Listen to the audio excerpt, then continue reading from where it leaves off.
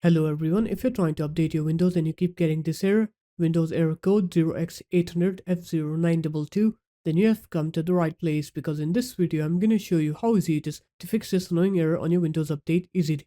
So first off, what you're going to do is you're going to open up your start menu, you're going to write here turn Windows features on or off, and then what you're going to do is you're going to scroll down here and you're going to find the folder called Windows Sandbox. So make sure you have this folder ticked off. So if you have it ticked on, just tick it off.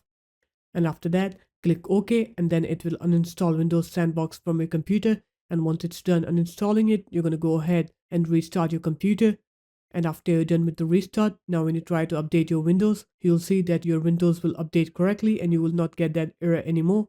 So there it is guys, that's how easy it was. If you guys found this video helpful, make sure to leave a like, comment and subscribe to the channel, and I'll see you in my next video. Peace.